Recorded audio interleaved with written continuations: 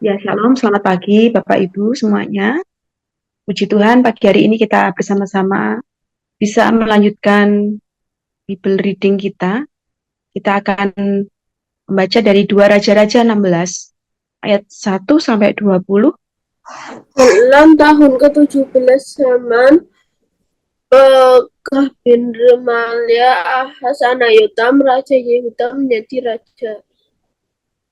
Ahaz berumur 20 tahun pada waktu itu menjadi raja, dan 16 tahun ia memerintah di Yerusalem. Dia tidak melakukan apa yang benar di mata Tuhan Allahnya seperti Daud, bapa leluhurnya. Tapi ia hidup menurut kelakuan raja-raja Israel. Bahkan dia mempersembahkan anaknya sebagai korban dalam api sesuai dengan perbuatan untuk keji bangsa-bangsa yang telah dihalau Tuhan dari depan orang Israel. Dia mempersembahkan dan membakar korban di bukit-bukit pengorbanan dan di atas tempat-tempat yang tinggi dan di bawah setiap pohon yang rimbun. Pada waktu itu majulah Rezin, Raja Aram, dan Pekah bin Remalia, Raja Israel, untuk memerangi Yerusalem, dan mereka mengepung Ahaz. Tetapi mereka tidak dapat mengalahkan dia.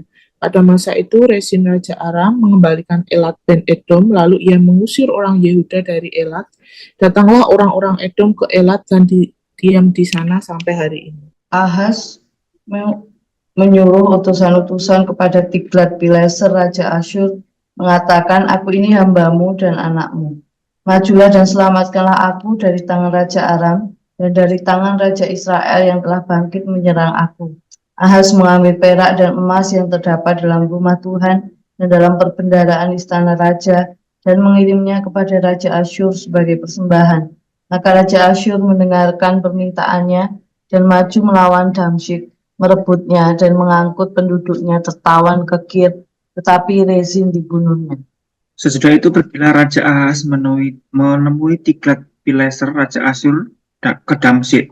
Setelah Raja Ahaz melihat mezbah yang ada di Damsyik, dikirimnyalah kepada Imam Uria ukuran dan bagan mezbah itu menurut buatannya yang tepat. Lalu Imam Uria mendirikan mezbah tepat seperti keterangan yang dikirimkan Raja Ahaz dari Damsyik. Demikianlah dibuat Imam Uria menjelang datangnya Raja Ahaz dari Damsyik. Setelah Raja pulang dari Damsyik, maka Raja melihat mezbah itu. Lalu mendekatlah Raja kepada mezbah itu, naiklah ke atasnya. Maka korban bakarnya dan korban sajiannya, mencurahkan korban curahannya di atas mezbah itu, dan menyiramkan darah korban keselamatannya kepadanya. Tetapi ia menyuruh menggeser mezbah tembaga yang ada di hadapan Tuhan dari depan rumah Tuhan, dari antara mezbah baru dengan rumah itu, dan menaruhnya di sebelah utara mezbah baru itu. Kemudian Raja Ahaz memerintahkan kepada Imam Uria, bakarlah di atas mezbah besar itu korban bakaran pagi dan korban sajian petang, juga korban bakaran dan korban sajian raja, lagi korban bakaran dan korban sajian dan korban-korban curahan seluruh rakyat negeri, dan siramkanlah kepadanya segenap darah korban bakaran dan segenap darah korban sembelihan. Tetapi mezbah tembaga itu adalah urusan. Imam Uria melakukan tepat seperti yang diperintahkan Raja Ahaz. Sesudah itu Raja Ahaz memotong papan penutup kereta penumpang dan menyingkirkan bejana pembasuhan dari atasnya. Laut itu diturunkannya dari atas lembu tembaga yang mendukungnya dan ditaruhnya di atas alas batu. Selanjutnya demi Raja Asyur disingkirkannya dari rumah Tuhan serambi tertutup untuk hari Sabat yang telah didirikan pada rumah Tuhan. Juga pintu masuk untuk raja yang di sebelah luar. Selebihnya dari riwayat Ahaz dan apa yang dilakukannya, bukankah semuanya itu ditulis dalam kitab sejarah raja-raja Yehuda? Kemudian Ahaz mendapat perhentian bersama-sama dengan nenek moyangnya, dan ia dikuburkan di samping nenek moyangnya di kota Daud. Maka Hizkia anaknya menjadi raja menggantikan dia. Ya, amin. Terima kasih Bapak Ibu. Pagi hari ini di kitab 2 Raja-Raja 16 ayat 1 sampai 20 ada 3 bagian yang bisa kita pelajari. Pertama, ayat 1 sampai dengan ayat yang keempat. Di sini kita menemukan data tentang siapakah Ahaz. Di sini kita temukan Ahaz ini adalah anaknya Raja Yotam. Ya kemarin kita sudah belajar, Raja Yotam itu adalah Raja Yehuda. Dia masih membiarkan bukit-bukit pengorbanan. Dan setelah dia mati, posisi kerajaan berpindah kepada anaknya, yaitu Yotam. Usianya 20 tahun pada saat dia menjadi raja, dan masa pemerintahannya 16 tahun di Yerusalem. Yang menarik di sini, dalam kepemimpinan Raja Yotam, ternyata dikatakan di firman Tuhan ini, dia memerintah dengan melakukan apa yang jahat di mata Tuhan. Di ayat yang kedua dikatakan, ia tidak melakukan apa yang benar, berarti dia melakukan apa yang jahat di mata Tuhan. Tidak melakukan apa yang benar seperti leluhurnya, yaitu Daud. Bahkan dikatakan di ayat yang ketiga, pola kepemimpinan dari Yotam ini ternyata dia hidup menurut kelakuan raja-raja Israel. Jadi pola hidupnya, pola kepemimpinannya, pola pelayanannya itu menurut raja-raja Israel. Bagaimana kelakuan raja-raja Israel? Ya, di sini dikatakan dia mempersembahkan anaknya sebagai korban dalam api sesuai dengan perbuatan keji bangsa-bangsa yang telah dihalau Tuhan dari depan orang Israel. Di sini kita melihat juga di ayat yang keempat, ia juga mempersembahkan dan membakar korban di bukit-bukit pengorbanan dan di atas tempat-tempat yang tinggi dan di bawah setiap pohon yang rimbun. Inilah kita bisa menemukan data tentang siapakah Ahaz. Ya, ternyata dia raja yang melakukan apa yang jahat di mata Tuhan. Dia tidak hidup dalam kebenaran. Mengapa Ahaz melakukan tindakan seperti itu? Bukankah kemarin kita belajar dari Yotam, memang dia takut akan Tuhan, tetapi dia tidak dengan sepenuh hati taat dan setia kepada Tuhan. Dia juga masih membiarkan bukit-bukit pengorbanan. Di kitab 2 Raja-Raja pasal 15 kemarin yang sudah dieksposisi, kita melihat bahwa Yotam sebagai bapaknya Ahaz ini tidak menjauhkan bukit-bukit pengorbanan, bahkan membiarkan bangsa Yehuda, Yerusalem itu mempersembahkan dan membakar korban di bukit-bukit itu. Nah, tentu ini mempengaruhi kehidupan Yotam juga sebagai seorang anak. Dari sini kita memang bisa belajar bagaimana kehidupan orang tua itu sangat penting untuk menjadi contoh yang baik bagi anak-anaknya. Kadang-kadang orang tuanya sudah baik, anak-anaknya juga belum tentu baik gitu. Apalagi kalau orang tuanya tidak hidup dalam kebenaran. Yotam sebagai bapak kemarin, ya dia masih membiarkan bukit-bukit pengorbanan. Bahkan membiarkan bangsanya mempersembahkan korban-korban bakaran. Nah, hal ini kemudian diturut oleh Yotam. Ketika Yotam menjadi raja, dia juga melakukan apa yang jahat di mata Tuhan. Ya. Dia mempersembahkan anaknya sebagai korban dalam api, meniru perilaku bangsa-bangsa kafir. Dia juga memberikan persembahan dan membakar korban di bukit-bukit pengorbanan. Apa akibat dari tindakan Ahaz yang tidak takut akan Tuhan? Bagaimana respon Ahaz menanggapi akibat-akibat yang dia alami?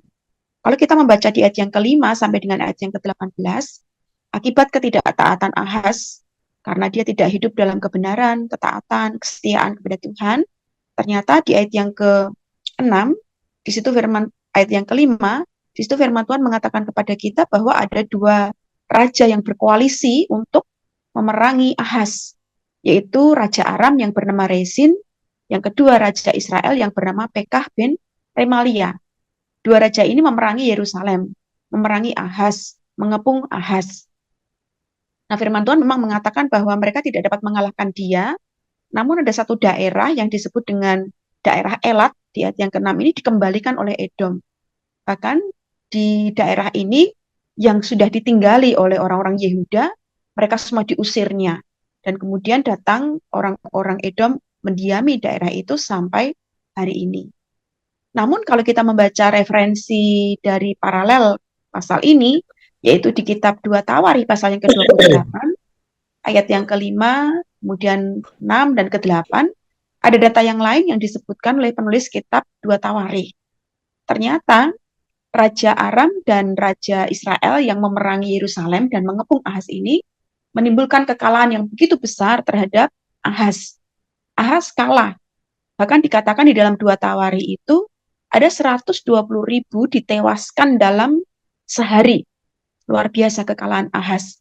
Bahkan ada 200.000 orang perempuan, demikian juga anak-anak, mereka ditawan dibawa ke Samaria. Bahkan rampasan-rampasan juga dibawa ke Samaria. Ternyata dari sini kita bisa melihat akibat dari ketidaktaatan Ahaz. Ya, Ahaz mengalami satu peristiwa yang dahsyat dalam kepemimpinannya, di mana dia tidak berdaya menghadapi peperangan yang dilakukan oleh dua raja, baik itu Raja Aram maupun Raja Israel. Bahkan kekalahan itu begitu besar gitu, sampai dia tidak berdaya. Nah, yang menarik adalah respon Ahaz. Mestinya dalam keadaan yang terpojok, dalam keadaan yang kalah, dalam keadaan ini tidak berdaya, mestinya Ahaz mencari Tuhan, minta pertolongan kepada Tuhan gitu, sebagai sumber pertolongan gitu. Tetapi ternyata Ahaz malah melakukan apa yang semakin jahat di mata Tuhan. Dia bukannya mencari Tuhan, tapi malah dia mencari pertolongan kepada manusia. Nah, kita melihat bersama-sama di ayat yang ke-7, Ahaz justru menyuruh utusan-utusan kepada Raja Asyur, yaitu yang bernama Tiglat-Pileser. Dia memberikan pesan yang disampaikan oleh utusan-utusan itu dengan mengatakan, aku ini hambamu dan anakmu. Majulah dan selamatkanlah aku dari tangan Raja Aram dan dari tangan Raja Israel yang telah bangkit menyerang aku. Ini satu tindakan yang tentu ya jahat ya di mata Tuhan. Ya mestinya Ahaz mencari Tuhan, minta tolong sama Tuhan dalam keadaan yang kalah. Dia minta bantuan, minta pertolongan kepada Tuhan, tetapi dia malah mencari pertolongan kepada manusia. Dan dia memohon kepada Tiglat-Pileser, Raja Asyur, untuk menolong dia. Bahkan dia rela mengambil perak dan emas dari perbendaharaan rumah Tuhan, itu dikirim kepada Raja Asyur. Ini menunjukkan bahwa tindakan Ahaz itu semakin ya tidak jelas gitu. Artinya dia tidak takut sama Tuhan. Bukankah perak dan emas itu barang-barang yang sudah dikuduskan untuk peribadatan kepada Tuhan? Tapi kenapa justru dipersembahkan kepada Raja Asyur? Ya tentunya ya dengan memberikan persembahan emas, persembahan perak, ya Raja Ahaz sangat berharap besar gitu supaya Raja Asyur bisa memberikan pertolongan kepada dia. Dan kita melihat bersama-sama bukan hanya itu ya, kita melihat di ayat-ayat seterusnya, ternyata memang Raja Ahaz itu juga semakin jahat melakukan apa yang menyakiti hati Tuhan.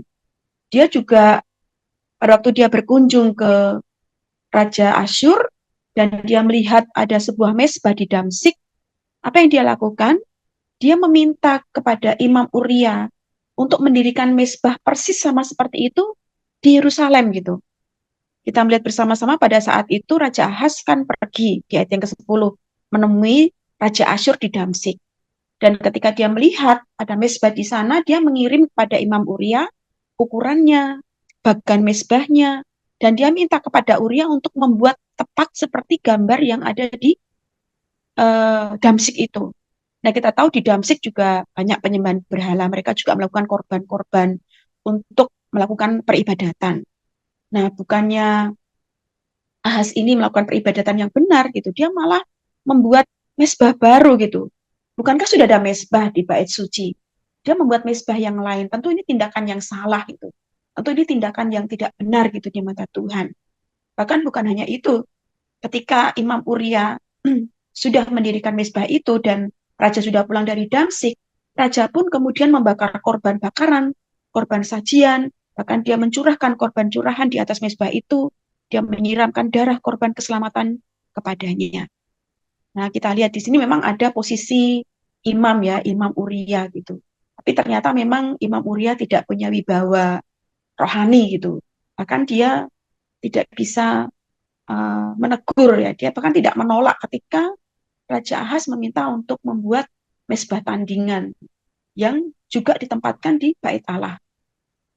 Nah, dari sini kita melihat bahwa tindakan Raja Ahaz dengan cara membuat mezbah persis sama seperti yang ada di Damsik, diletakkan juga di rumah Tuhan, ya tentu ini satu tindakan yang salah, tindakan yang sangat menyakiti hati Tuhan, Ya, dia membuat sebuah sistem peribadatan yang baru, bahkan dia menyamakan Allah Israel atau mungkin justru memposisikan Allah Israel lebih rendah gitu ya dibandingkan dengan Allah atau ilah dari orang-orang yang ada di Asyur. Bahkan kalau kita membaca di kitab 2 Tawari pasal 28, apa alasan dari Raja Ahaz ini membuat mezbah yang baru? Ternyata memang untuk ibadah. Dan dia berpikir bahwa ketika dia membuat mezbah itu, kemudian dia melakukan sebuah ritual peribadatan, dia berpikir bahwa ilah-ilah dari bangsa Asyur bisa menolong dia. Dia berpikir bahwa dia bisa ditolong ini dengan ilah-ilah dari kerajaan Asyur. Dan ternyata tindakan dari Raja Ahaz ini menunjukkan bahwa dia semakin tidak setia, dan ini merupakan sebuah tindakan yang sangat-sangat menyakiti hati Tuhan. Dari sini kita bisa melihat ada akibat dan ada respon dari Ahaz ketika dia mengalami hukuman dari Tuhan. Bukannya dia berbalik minta tolong kepada Tuhan, tapi justru dia mengandalkan manusia. Kita teringat di dalam kitab Yeremia pasal yang ke-17 ayat yang ke-7 dan ayat yang ke-8, diberkatilah orang yang mengandalkan Tuhan, tapi terkutuklah orang yang mengandalkan manusia. Dan ternyata Ahaz tidak mengalami pertolongan dari orang-orang yang selama ini diandalkan bisa memberikan pertolongan. Dari sini kita bisa melihat bahwa ternyata ketidaktaatan dan ketidaksetiaan itu ada akibatnya. Harusnya bertobat, kembali kepada Tuhan. Tapi malah semakin jauh dari Tuhan, semakin tidak taat, semakin tidak setia. Ini satu contoh yang tentunya tidak kita ikuti. Di bagian terakhir kita melihat bagaimana akhir hidup Raja Ahaz. Kalau kita membaca di ayat yang ke-19 sampai dengan ayat yang ke-20, kemudian Ahaz mati dan dia mendapatkan perhentian bersama-sama dengan nenek moyangnya, dan dia dikuburkan di samping nenek moyangnya di kota Daud. Posisi kepemimpinan kemudian digantikan oleh Raja Hizkia. Nanti di pasal 18 kita akan melihat pola kepemimpinan dari Raja Hizkia berbeda dengan Raja Ahaz. Dia berbeda dengan bapaknya. Kalau bapaknya ini melakukan apa yang tidak benar di mata Tuhan, besok kita akan belajar dari Ahaz bagaimana dia memerintah dengan takut akan Tuhan. Amanat teks yang bisa kita ambil dari firman Tuhan ini adalah Ahaz, pemimpin atau raja, tidak mengandalkan Tuhan, tidak taat, tidak setia, menyakiti hati Tuhan, dan akibatnya sangat fatal. Aplikasinya, apakah saya, Bapak, Ibu, dan Saudara mau menjadi pribadi yang mengandalkan Tuhan, taat, dan setia kepada Tuhan? Mari kita tidak mencontoh dari Raja Ahaz, sebaliknya kita belajar untuk menjadi pribadi yang taat dan setia kepada Tuhan, mengandalkan Tuhan, dan sungguh-sungguh beribadah kepada Tuhan. Tuhan Yesus memberkati. Ya, terima kasih Evi. Bapak Ibu, mari kita merespon firman Tuhan, mau mengandalkan Dia Yesus Tuhan satu-satunya dalam seluruh hidup kita. Engkau Tuhan satu-satunya yang kita andalkan.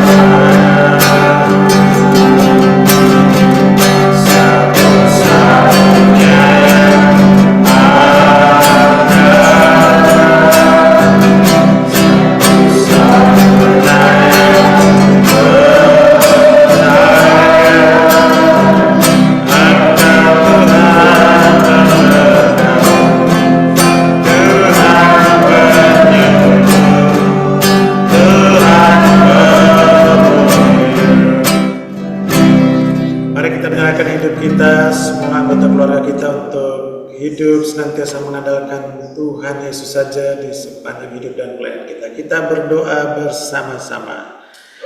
Bapa dalam surga, kami bersyukur firman-Mu yang mengajar kami untuk mengandalkan Engkau saja, Allah yang hidup, sumber pengharapan, sumber kekuatan, sumber pertolongan. Satu-satu yang kami andalkan Engkau saja. Di dalam Yesus Kristus Tuhan kami, Roh Kudus teguhkan iman percaya kami untuk terus mengandalkan Engkau sepanjang hidup kami dan pelayanan kami. Semua anggota keluarga kami, hari ini kami serahkan ke tangan-Mu. Datanglah kerajaan, jadilah kehendak-Mu. Nama Yesus Tuhan saja yang kami andalkan dalam seluruh hidup dan kehidupan dan pelayanan kami. Terima kasih ya Tuhan. Di dalam nama Yesus kami berdoa dan bersyukur. Haleluya.